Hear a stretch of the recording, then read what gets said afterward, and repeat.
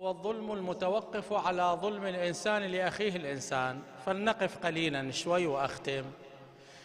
لأنك إذا ظلمت نفسك أو اشتبهت مع ربك غريمك ربك إن صح التعبير، فإذا عدت إليه عاد عليك بالمغفرة. ولكن إذا ظلمت الإنسان فيقول لك ربك عبدي قد غفرت ما بيني وبينك، ولكن ارض خصمائك عنك. هذول خصمائك روح ارضيهم. فأنت لا تستطيع أن تصل إلى ما تريد إلا أن ترضي خصمائك. فلذلك أحبتي، إنما جعل يوم الدين لكي ينتصف المظلوم، لكي يصل إلى هدفيته. وإلا أحبتي، لولا يوم القيامة ولولا البعث بعد النشور لكانت هذه الحياة خدعة كبيرة. لماذا؟ لأنه نرى المظالم الكثيرة ونرى الأخطاء الكثيرة، ومع ذلك نموت معا، يموت الظالم والمظلوم. فإن لم يكن يوم ينتصف المظلوم من الظالم فاستحالة أن تتحقق العدالة. ولذلك ولا يغرنك تقلب الذين كفروا في البلاد، متاع قليل ثم مأواهم جهنم وبئس المهاد. كل الظالمين ذاهبون إلى المحاسبة، إلى المساءلة الإلهية غدا. أعاذنا الله وإياكم من ظلم أنفسنا ومن ظلم أحبتنا، وظلم القريب قبيح وأقربائنا، وظلم الناس جميعا. ونسأله تعالى أن يرحم أولئك الذين وقع عليهم الظلم فيوصلهم إلى مرادهم ويشفي صدورهم، وهو أرحم الراحمين. والحمد لله رب العالمين، وصلى الله على محمد وأهل بيته الطاهرين.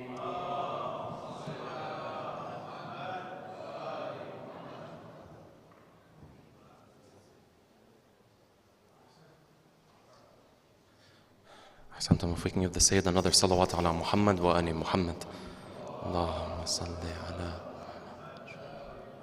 Next, if you can help me welcome up for a short talk about oppression as well in English, Sheikh Ibrahim Sarhan. If you can help me welcome him up with 3 salawat ala Muhammad wa ali Muhammad.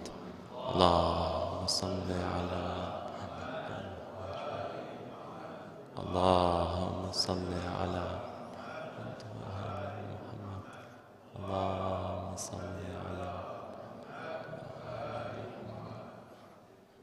Oh, okay, there he is. If you can give me one more salawat ala Muhammad wa ali Muhammad. Allahumma salli ala.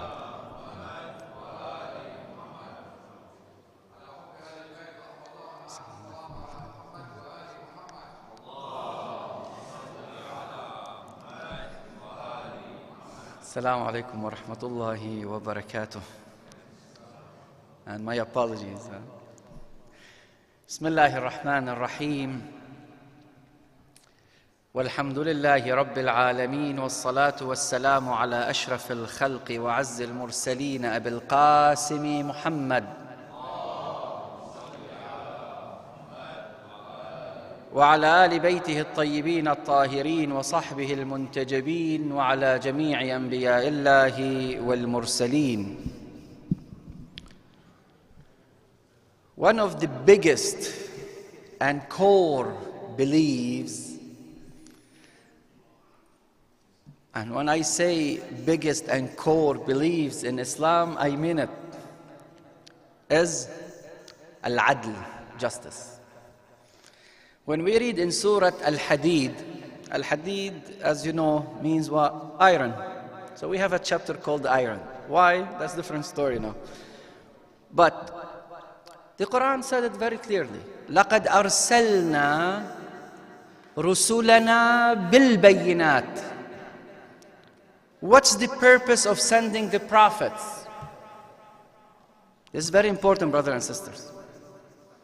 Some people, they might think the purpose of the prophets is just about Jannah. And Jannah is to come to the mosque, to pray, to fast, when you are out of the mosque or in the mosque, to give a charity, to count how many rak'ah I had per day, how many surah I finish in Shahr Ramadan. All this is good. But we have bigger responsibilities that we are accountable for. Accountable. لَقَدْ أَرْسَلْنَا رُسُلَنَا بِالْبَيِّنَاتِ. Clear evidences. And then, what did we make them provide to humanity? Al-Kitab, the book, knowledge. As a Muslim, you are not allowed to be ignorant. As a Muslim, I am not allowed to be with no education. As a Muslim, I'm not allowed to be irrational. As a Muslim, I'm not allowed to ignore evidences. As a Muslim, I'm not allowed to be non-objective person. As a Muslim, you are not allowed to be careless. I'm living and I don't care about others. It's not acceptable. Because as we send with the prophets the book,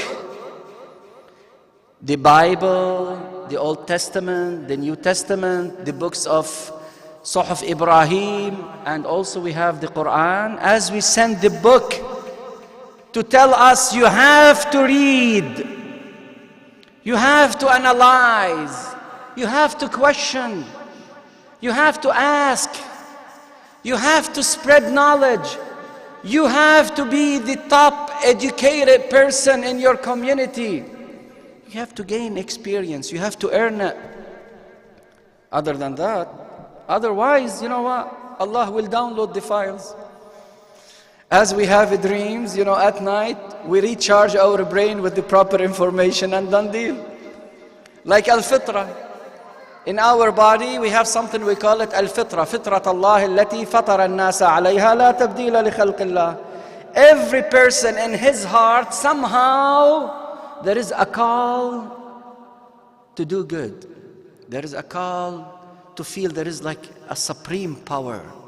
You feel it. Sometimes you ignore it, sometimes no. You pay attention to it. Among all religions.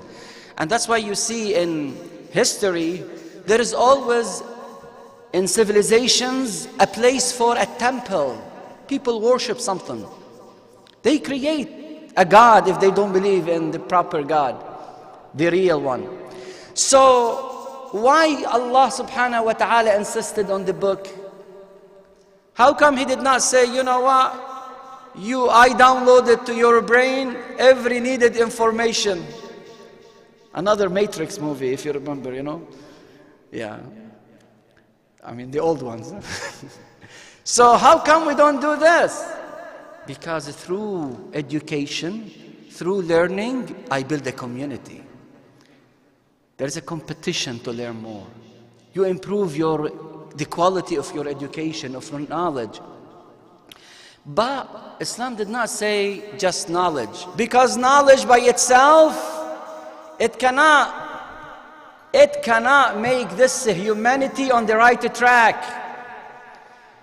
You might send a shuttle to Mars, but your neighbor is suffering. No food, no good education, no good public schools. There is no mercy among, the members of the society. Knowledge by itself is not good enough. There is another important dimension. What is it? Al-adl. وَأَنزَلْنَا مَعَهُمُ الْكِتَابَ وَالْمِيزَانَ. Knowledge goes in parallel with justice. Mizan means balance, means justice. Why? Because the goal of the prophets, لِيَقُومَ النَّاسِ بِالْقِسْطِ. The whole movement of the prophets is to prevail justice. And the justice, brothers and sisters, is not just about court or prison-related things. Justice starts with yourself. You have to be just with yourself. You are not allowed, we are not allowed, I am not allowed to let my body go to Jahannam. I'm not allowed to sin. This is against the justice. I'm not allowed to hurt my wife. This is against the justice. I'm not allowed to be unfair with my kids, with my parents, with my relatives, with my community. This is against justice. Justice is a very important circle in the society. Without it, the whole thing will collapse. And that's why, as you all recall, اللهم كن لوليك الحجة ابن الحسن صلواتك عليه وآله في هذه الساعة وفي كل ساعة وليا وحافظا وقائدا وناصرا ودليلا وعينا حتى تسكنه أرضك طوعا وتمتعه فيها طويلا. Imam Mahdi, what's your job? What's the hadith will be? تمتعه فيها طويلة, for a longer lifetime. What's your job? According to all the Muslims, Sunnah and Shia, what's the role of Imam al-Mahdi? يملأ الأرض قسطا وعدلا. The role of Imam Mahdi alayhi salam, according to the hadith, is what? يملأ الأرض قسطا وعدلا. Justice. Hadith did not say Islam. Justice. Because, brothers and sisters, when we have a justice, people come to you. Whenever there is a justice, people would love to stay in your community. Whenever there is a justice, people admire your religion. Whenever there is a justice, people, they live peacefully. Whenever there is a justice, things will go the proper way. And whenever there is no justice, the whole thing will collapse. People start hating each other. We start seeing violence. We start seeing people ruining it. And that's why in the Quran, the movement of everything is based on justice. The whole laws that we use in science, it's justice. Justice means laws. You follow laws. You do not circumvent things, and ignore it. Oh, I found a solution, I'm happy now. No. Find the proper solution. Follow the proper path. Follow the proper ingredients. And once the justice is gone, we are going to start seeing people fighting each other. And that's what's happening in this day. We are celebrating it. Why? The absence of a justice. And this is the absence of the main goal, if we put it this way, of the prophets, all the prophets. Remember this ayah. لَقَدْ أَرْسَلْنَا رُسُلَنَا بِالْبَيِّنَاتِ وَأَنزَلْنَا مَعَهُمُ الْكِتَابَ وَالْمِيزَانَ لِيَقُومَ النَّاسُ بِالْقِسْطِ. The movement, the revolution of the believers, justice. And that's why the Quran said, وَنُرِيدُ أَن نَمُنَّ عَلَى الَّذِينَ اسْتُضْعِفُوا فِي الْأَرْضِ. Those who were oppressed, at a point, they will somehow judge the oppressor and win that struggle. There is always a struggle between justice and injustice. And that justice could be very local and personal. You are not being good with yourself, you are not being just.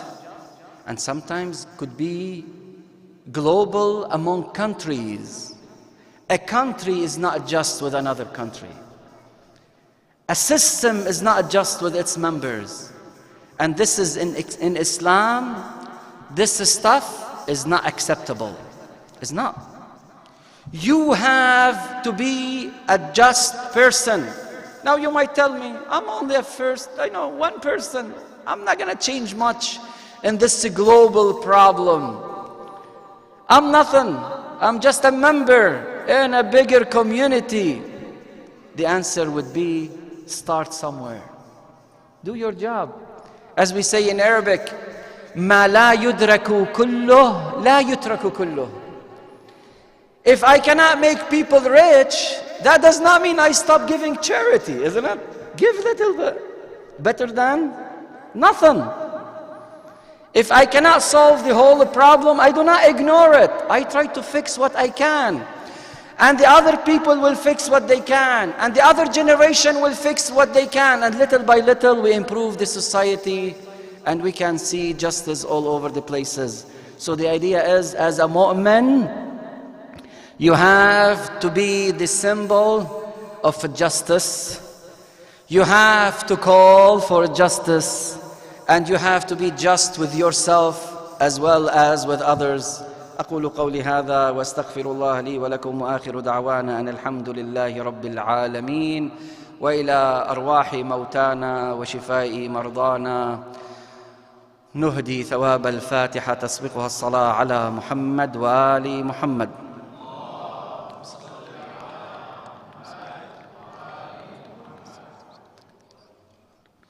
تقبل الله أعمالكم جميعا وجعلنا من أهل العدل والرحمة والتقوى والمغفرة. سلام عليكم.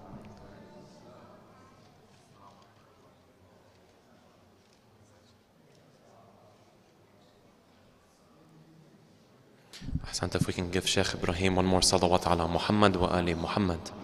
Allahumma salli ala Muhammad. Inshallah, now we're going to be welcoming up some brothers and sisters from the community that have prepared pieces of poetry in remembrance of the oppressed around the world and what is happening today. First, we're going to be welcoming up our dear brother Hassan Salema to recite some words of poetry. If you can help me welcome him up with a loud salawat ala Muhammad wa ali Muhammad. Allahumma salli ala.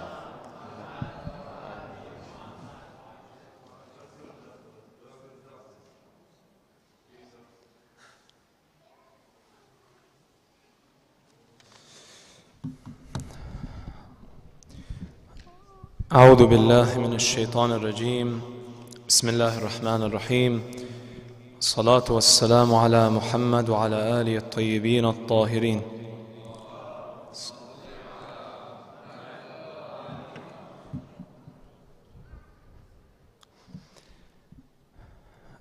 This poem was written with this community in mind. And as the Sayyid and the Shaykh had stated, standing up for the oppressed is not something that we do on the side. It's not something extra. It's not something mustahab.